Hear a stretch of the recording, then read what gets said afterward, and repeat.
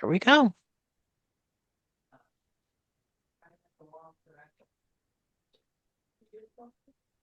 All right, everyone. Welcome to this session. I'm really excited to be with you. Here's my goal. The one thing I know I tire of hearing is my own voice. What I want to do here is walk through as quickly as I can the underlying commitments of these three experiments, talk you through them, and then have as much time for conversations, questions, pushback as possible. And what I hope will happen is that you'll see not necessarily that these are plug and play for your coursework, but that they function as a kind of imaginative source for whatever might emerge next. So I hope that as we go here, you'll begin to kind of see the way in which your own coursework might be implicated or enhanced by these kinds of approaches. So first, I want to start just by talking about these three underlying commitments. These really shape the way that I'm navigating generative AI and my coursework. And let me tell you a little about that coursework itself. My primary coursework is teaching a course called Artificial Intelligence Thinking. This is a theory, ethics, and social impact course in a technical AI and machine learning program. So these are primarily students in AI and machine learning, cybersecurity, and computer science who are embarking on technical degrees, and um, this is kind of their ethics and social science side of this question. But we're paying attention to both AI and learning itself, and the way in which these both get renegotiated because AI is here. And so the content and the practice very much deeply align. I will say that these experiments that I'm sharing with you today, I use in my own work as an academic, as a consultant, as an expert, not just for my students. So I'm sharing with you things that I do every day, even this morning. But underlying those are these three commitments. The first is what I call this pedagogy of transparency, and this really has three components. The first is that if I am unable or unwilling to articulate the meaning and purpose of the assignment or the thing that I'm asking them to do, I won't do it. In other words, if I can't be transparent and honest about why and to what end, it shouldn't belong in my class. This has inevitably made more work for me. It has made the instructional design lift more difficult, but I think it has changed the way that I teach in a positive way. The second is that there are parts of learning that are arbitrarily complex or difficult or time consuming, and there are others that are fundamental and indispensable to learning. It is my job to help my students sort out which of those are in play. And it's my conviction, and part of this is that I want to communicate this publicly to my students. It is my conviction that the parts of learning that are arbitrarily complex, difficult, or time consuming should be renegotiated. And the parts that are fundamental and indispensable, students don't often understand why this is true or how to tell if it is true. And so a pedagogy of transparency requires me to articulate that.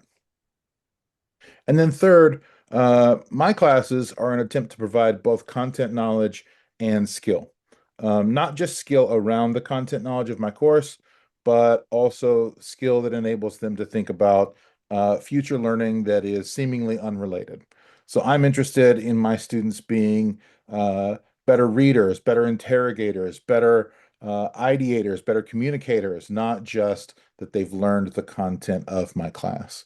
And so I'm always working in the way that I'm communicating with my students about the work that we do together, how those kind of skills that are leveraged within my course, but far beyond, are being cultivated and deployed. The second is that in a course that is literally the bleeding edge, I rewrite this class every semester from scratch. This spring, I just finished, just before spring break, this course this semester. My oldest piece of material at time of use was 6 weeks old. So my course is literally on the bleeding edge, and yet I curate the analog experience. My students, when possible, read on paper. I don't typically do decks anymore. We use the whiteboard almost the entire time.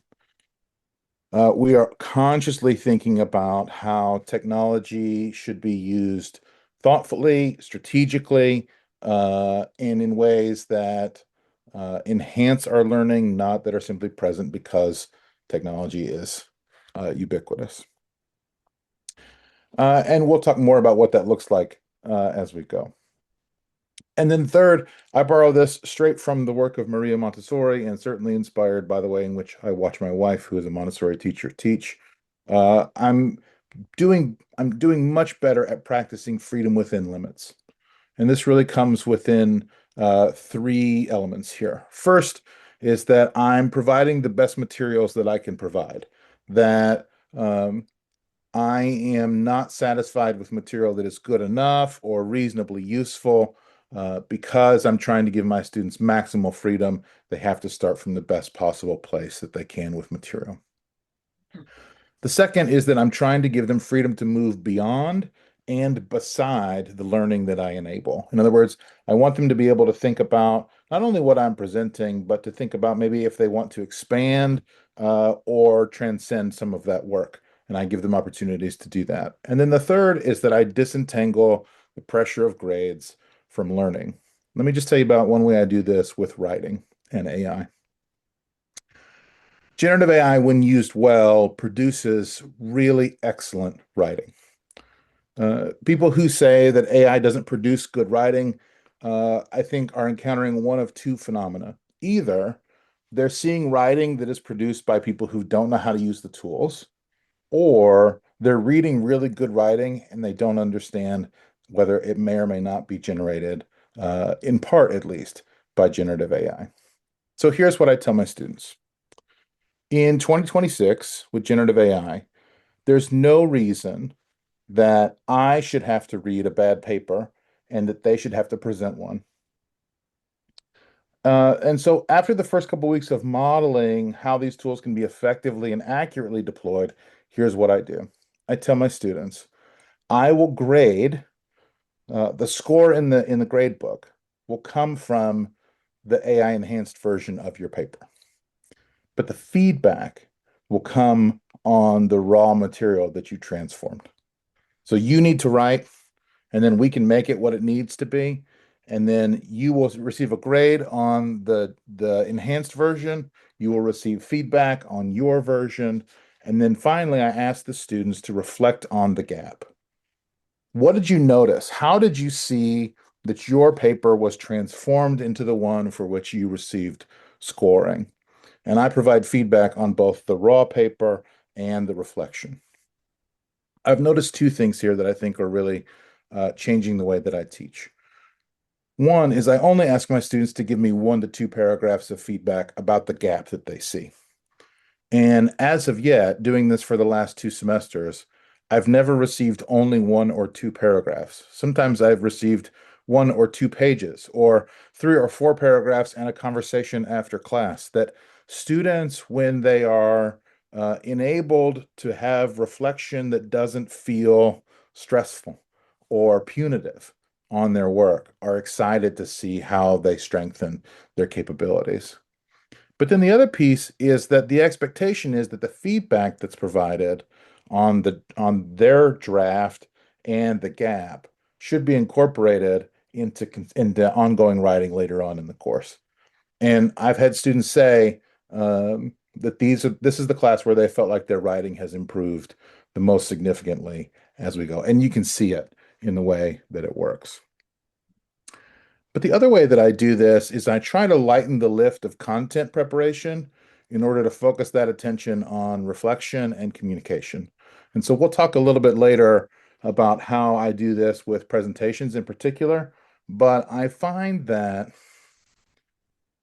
especially undergraduate students will spend an unnecessary and even counterproductive amount of time on the look and the design and the feel of their presentation instead of spending that concentration and energy and effort in understanding and articulating what they've learned. So I want to walk you through these 3 generative AI experiments really quickly. and then we can have the time to talk. The first experiment is what I call 3 levels of reading. In my coursework, this functions like this. Every week we have the traditional content. I tell my students, you need to engage this like it's 1995. That means you have to read it. You have to listen to the whole thing. You have to watch the whole thing. And generally, the required reading, when it is text, requires physical annotation, preferably pen and paper. I will accept stylus and tablet. Um, this is because no matter how sophisticated technology has become, the best way for that knowledge to be ingested is through this analog process of actually reading, of actually engaging, of annotating, of making notes, and of working through. When my students submit that annotation through an automation in our LMS, they receive my annotated version of that same text, and they can use both their annotated text and my annotated text to work on subsequent work, whether that's assessments or research projects as we go. The second is exploratory reading. This is really helpful for my students because the majority of learning is not direct learning. The majority of skills that you and I have developed are not the result of a specific course or a specific book or a specific assignment, but this long, durable, ongoing work of assimilating information and experience and practice in eventually building a skill to a certain level of capacity. In the exploratory reading, I provide my students 4 to 5 times as much material as the required reading. It is often at a level of technicality and complexity that is above their ability to actually read. I don't think my students could actually read these papers, these books, these materials, and actually make sense of them themselves. And then what I do is I provide for them a series of questions. And I ask them to go, in this case, to Notebook LM from Google. So they upload these materials and they ask these 4 or 5 questions, copy paste. They can choose from 2 modalities, either the chat modality and receive an annotated text response, or they can do the audio overview and have kind of a podcast between 2 people where there's a dialogue about this particular question based on the material.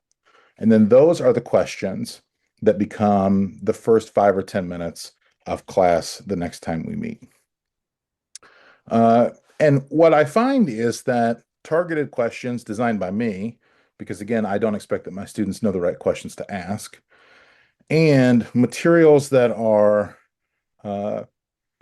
more than sufficient in both rigor, quantity, and in scope, are able to provide complex and detailed answers in ways that are accessible to my students. And so I find that my students actually better understand the work that I'm trying to get them to do without necessarily having to exponentially increase their course load or their coursework, which is typically what we would have had to do in a different time. And then the third is a voluntary space. If the student wishes to push further into this area for their research project or subsequently in their education, or they're just interested, here is an expertly curated list of materials and resources for them to do so. They don't have to touch this if they don't want to, but if this is something that is important to them or an area which they wish to explore further, I have not released them to the internet and hoped for the best. I have leveraged my expertise in a way that enables them to draw maximum benefit from that learning. This has been absolutely transformative for my engagement. The second is to create presentation decks with Notebook LM itself. So generative AI generally is designed in such a way that it is garbage in and garbage out. If you give it just a couple lines and a little bit of material, you're going to get something very vague, very ambiguous, very unhelpful. Here, I'm guiding my students through a process where their research, the content from the course, the transcripts of my lectures, all of the kinds of materials that we can bring together along with their ideation and planning, we're bringing to Notebook LM and saying, can you at least get us, to third base on the presentation deck itself? We're focusing on that first mile piece by doing all the work before we come to the tool, And we're focusing on that last mile piece once the generation of the slides has occurred. And the key here is that part of this is that transparency is built in from the start. No one's going to try and use an AI tool and then maybe make the slides look worse. Nobody's going to try and like come up with some clever way to accelerate their work. Like we are proactively asking them to do this in a way that just provides transparency from the jump. And so here's an example. Uh, Typically, students in my course, at least in my experience for the last 2 years, have largely brought slides that are a series of bullet points and a random photo, and they read them, right? Because they're ideating essentially onto a paper, in this instance, a digital paper, a slide, and then they're essentially just reading off the screen for the presentation. That same material produced this slide for one of my students. This slide cannot be read in a presentation. It must be understood and it must be explained. And the work that takes requires the student to have already done the kind of attention and effort investment that is required to be successful there. But what I've done is I've taken away 2 to 3 hours of designing a deck, and I've reallocated that time to understanding the material. And so I have found that students have to suddenly engage in a presentation where they actually have to know their material. This has been really great for conversation. This is also, I have found anecdotally, really been transformative for the confidence of my students, especially when you can see decks of all kinds of variety when you have presentations. And then finally, this is the experiment that is the most complicated.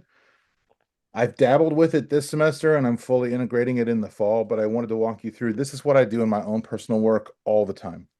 Um, and this is to think about how we think about creativity and iteration in a way that generative AI doesn't undercut that work, but actually enhances it. So this approach is really based on two pieces of research. The first is a book from Daniel Kahneman, who won a Nobel Prize for this work, about what he calls System 1 and System 2 thinking. System 1 thinking is the vast majority of our cognition. It's basically, is this okay? Is this enough? What is my knee-jerk reaction? And System 2 thinking is the slow, analytical, creative work, which we know is very difficult to turn on. It is energy intensive. It is not convenient. It requires a shift of energy and attention.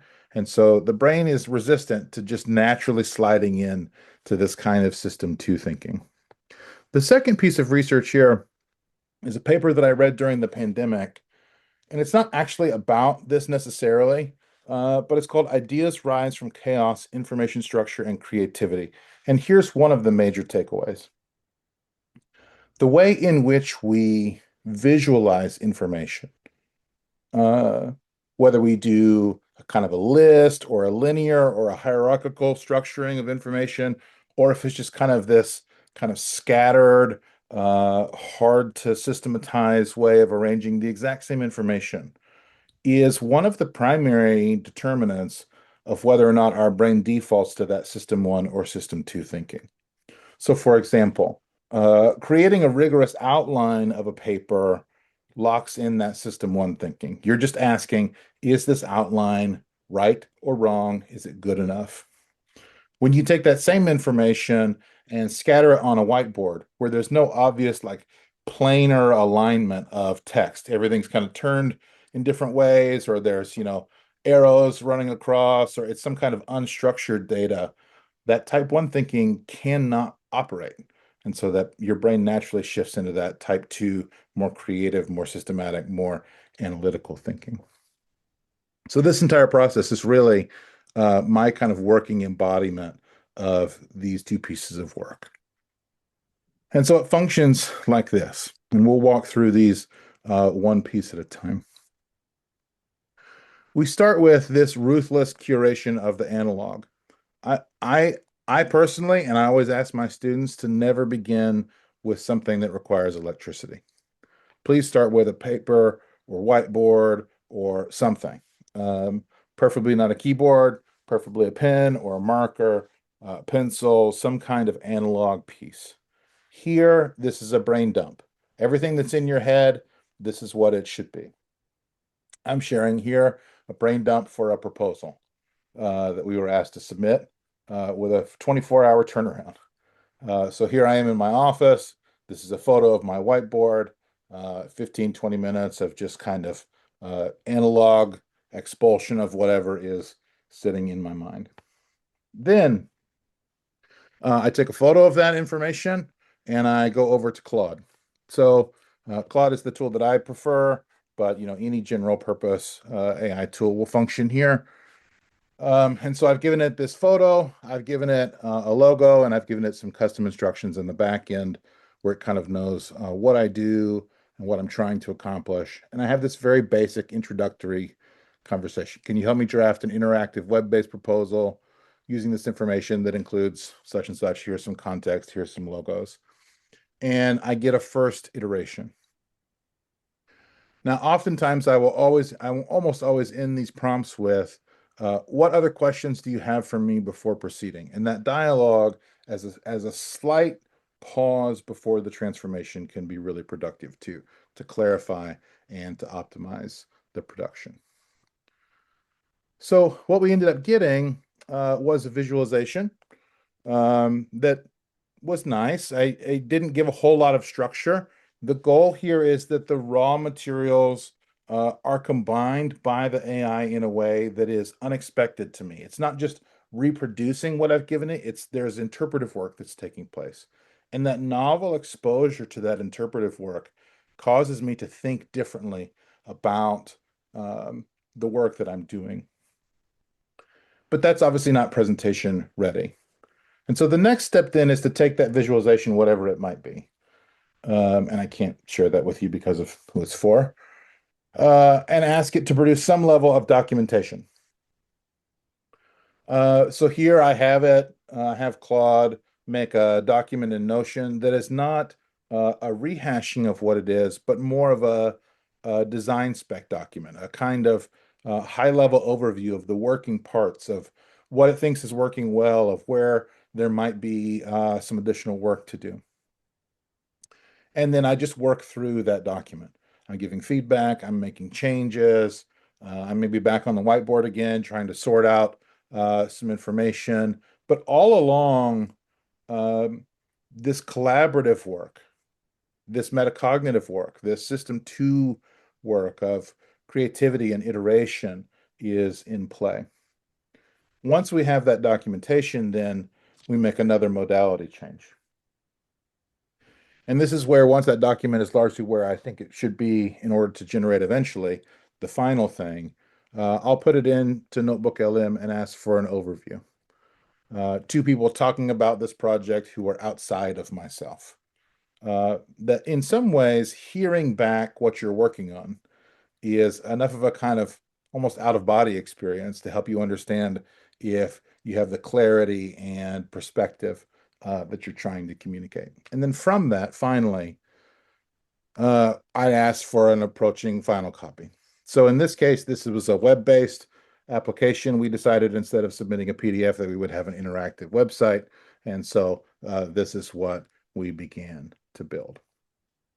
The key here is that each modality shift, from the analog to the dialogue and transformation to the visualization to the documentation to the audio overview towards the approaching final copy, each modality shift enables you to not slide back into that system one thinking, where you're just staring at the same thing over and over again, hoping that somehow the light bulb will emerge. It's not a productive and useful way of engaging. And then just as a demonstration here, this is actually a Notebook LM infographic of what we've just talked about, right? And when I looked at this earlier this morning, it helped me to realize, you'll see here on the right, this feedback on the raw draft, the grading, the AI enhanced product, and the analyzing of the gap. I hadn't really thought in my own mind about the analyzing of the gap as both work of myself and my student. I had always been kind of preemptively focused on my own analyzing of their reflection. And this helped me to think about that in a different way. That modality shift enabled me to step kind of outside and have that reflective piece as we moved. Now, I will say this. Generative AI certainly brings plenty of risk and complexity to the way that we teach, especially if we're doing online learning. My course is both live, in person and online, and asynchronous. So I have students who I never see, and I have students who I see face to face, and I have students who I see camera off. And there are risks and challenges amongst all applications of this tool, whether they're designed by me as the faculty member or whether they're just selected by the student. Here's what I'm learning. I'm learning that students want to be successful and they want to know how to use these tools in ways that help them to learn, not only in the class itself, but in an ongoing manner. And I find that when that is modeled for them, the response and the engagement and the quality of their work has gone through the roof. I am working harder than ever from an instructional design and pedagogy perspective, but so are my students. And that's a balance that I'm willing to maintain, even if it's a handful.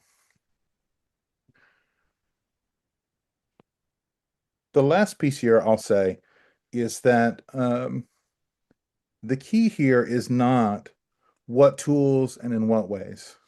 The key here is good pedagogy and design. We should always start with what are we trying to accomplish? What kind of ways are we trying to shape and reshape our students? And then ask, is generative AI helpful here? And I think you'll find that sometimes the answer is absolutely not. I don't want my students not reading.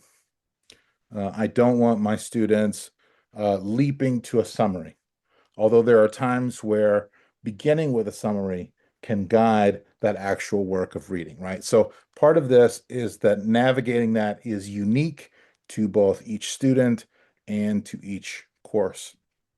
And it's especially complex when you have novice and intermediate learners. And so you really are the key in some ways to the way in which generative AI either unlocks something for your students or undermines the really good and really important work that you're doing. And with that, I'd love to spend the rest of our time, if there's any questions about this or anything more broadly. And I hope that we have an opportunity to stay connected after the fact. Excuse me. Thank you for that presentation. Our chat has been very quiet, but if anybody has any questions or comments they'd like to make, I can open up your microphones and allow you to share with us.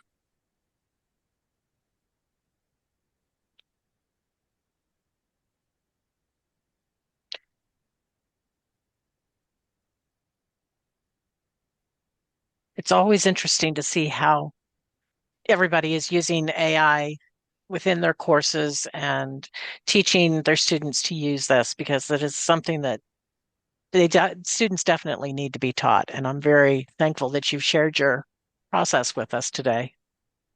Thank you. I'm going to come off mic to ask a question.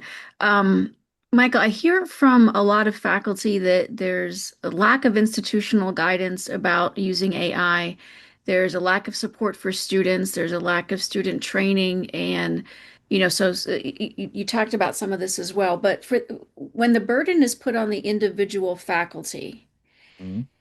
how do we embed some guidance for using AI without becoming like a mini AI workshop within our courses? How can we design that so that we're trying to embed, even novice level skills for students? Because I feel like the institutions by and large aren't doing this. They certainly aren't doing it at scale. And I don't think that we need to embed an AI module or an explainer in each and every piece, right? I think I would recommend that you do this in two ways. One, if you are going to make use of these tools or allow for the use of these tools, that should be explicitly modeled. Um, so like, for example, when I'm getting my students to learn how to ask good questions in Notebook LM, for the first 6 weeks of my 8-week class, I'm literally giving them the questions, copy paste. Your question should be like this. So that when they get to week 7 and week 8 and they're having to apply it towards their research project, I'm telling them if you're getting results that are not as thorough as what I was getting you, then you either need to double down on your questions or we need to chat.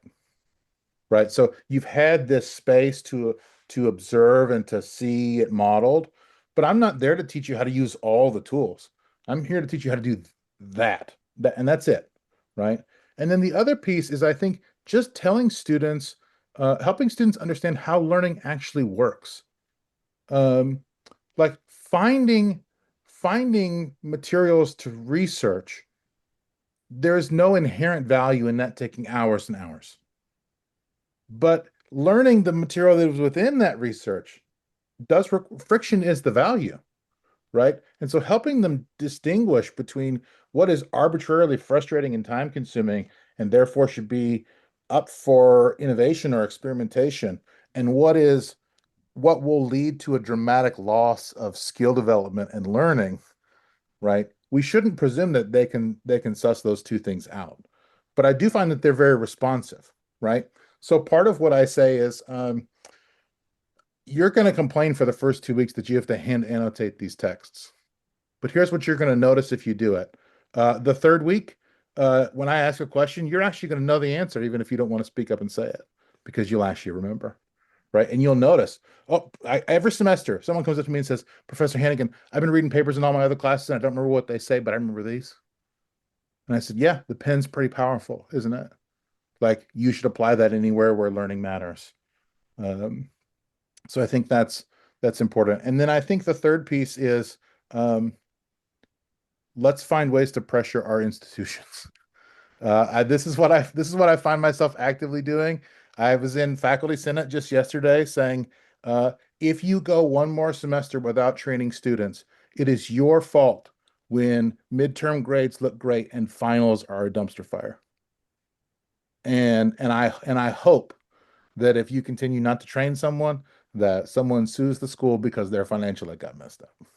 Like we're at this place where we have to start pushing back on the kind of like indifference and free range to presume that our students actually know how to do this. And I'm not saying that we know how to do it, but we do understand how good learning works, and we do understand what is valuable and what can be renegotiated. You have lots of questions in the chat now. Yeah, now they're now we're Yeah. now we're popping in here. Let's see what we got. Bill, are there changes that I plan on making? Yes. Two changes. One, uh, I plan on adding a voluntary session to try what I've modeled. So to say, hey, I know we meet on Tuesdays. On Thursday afternoons, I'm going to be available on Zoom if you want to experiment with what I showed you instead of just trying it directly the first time. I think that's going to be a big one. And then the second is I think I'm going to shorten where I provide modeling from like I only teach an 8-week class. I'm gonna shorten it from 6 weeks to about 3. So I'm gonna model harder and faster and leave more time for like just kind of unfettered experimentation. Uh, Sierra, how would I respond to faculty who don't want to use it? Uh, I feel you. But also, if you can help them understand places where real learning is transformed in that way, I think it makes it harder. Um, it makes it harder to stay that way. And if they just don't care about what it does for learning and what it does for their coursework, then we can all hope that retirements come sooner than later. Um, Bethany knows I don't really hold back here.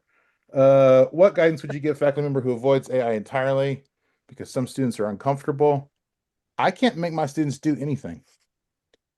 But what I do is I aggressively invite them and I help them understand exactly what they're leaving on the table or what they can take advantage of. Treating them like adults in this way, I think, goes a long ways. What's my secret for getting students to read the textbook? They have to turn in an annotated copy of it. or they don't. Like, again, I can't force them to do it, but I find that when the deliverable is evidence of engagement, and I don't grade them for how well they annotated. I grade them that they did. You give me an annotated version, beautiful. If you highlighted three things, fine.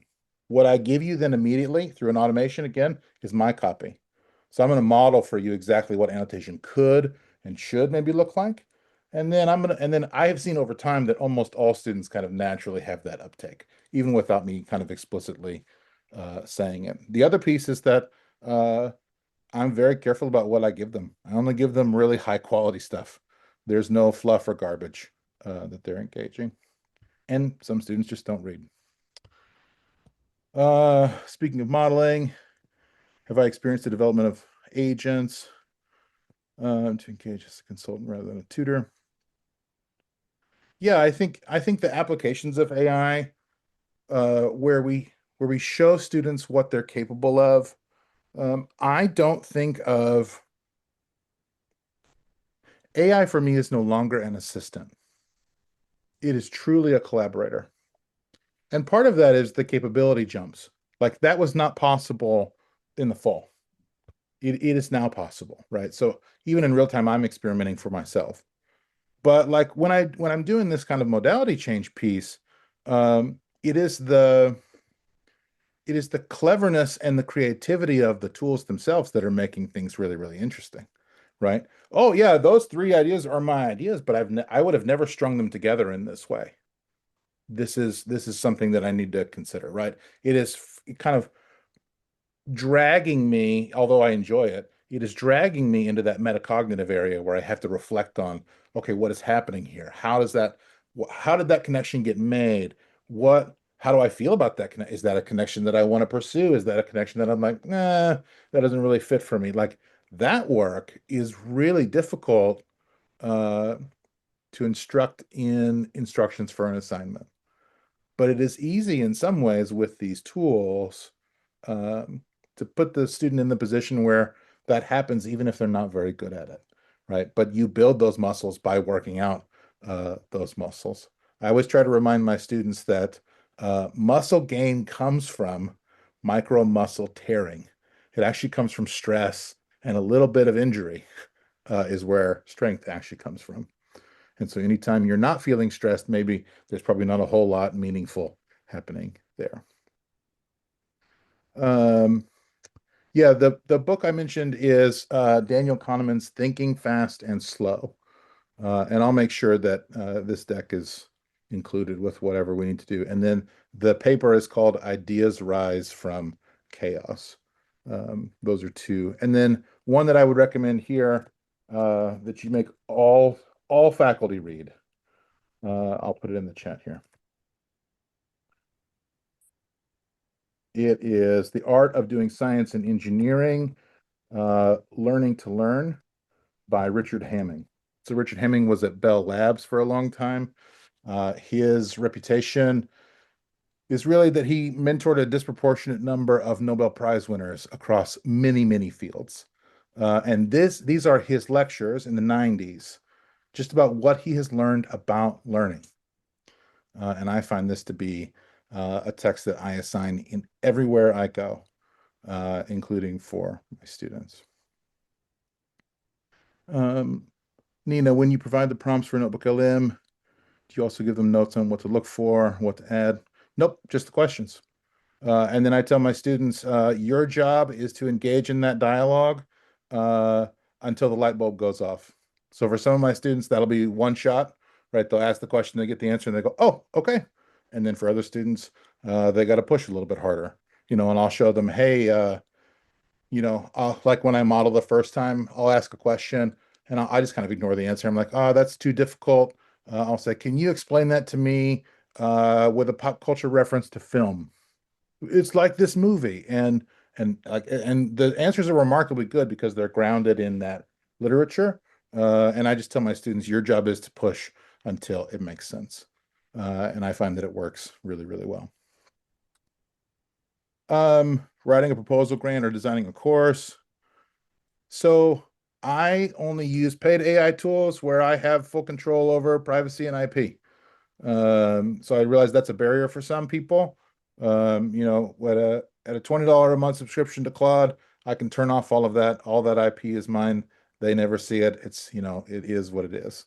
Um, when it's free, you are the product, as they say, right? And so, you need to be mindful of that. But I will say that my work is exponentially better than it has ever been in my life. Um, my only real challenge right now is that I want to do it maybe too much. So like this is one frontier where I really want to pay attention this year is that the ability to rapidly create is creativity is a primordial human reward hack, right? The ability to make something has driven humanity from cave paintings to generative AI. But we are not wired for the kind of dopamine response of exponential creativity. And so I find myself uh, getting up in the middle of the night and thinking about doing some work and asking a question. And because I'm not used to I love learning and I love work. And like, this is why I'm an academic in the first place. But I've never had it where it's just like almost like a casino, right? It's at a pace and a scale that I've never had before. And so I think one of the frontiers of kind of like self-care and formation is to actually pay attention to how we regulate how much we leverage these tools for really good work, right? I think we're seeing in Silicon Valley right now, and a couple of startups that are working in medicine, they're finding such great breakthroughs that they're working 100 and 120 hours a week, right? Because they're enjoying their, and obviously that's not good for human beings, right? So I think this is one place where, in one sense, learning could become addictive in a malformative way. And so I want us to be mindful of the way in which we think about that as well. And then Melinda, do you always ask questions? There's only one correct answer. Yes, um, always.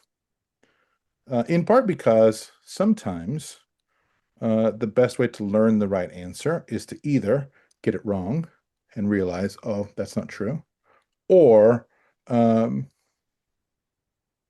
the ability to discover and discern the right answer is a very valuable skill.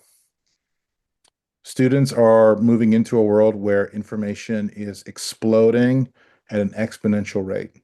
And so even if there is only one right answer, they will have to sort through so much more information to get to it than you and I ever did. And so I find that starting and leading with inquiry is always a productive skill to enhance. I have 2 minutes to answer any other questions you might have.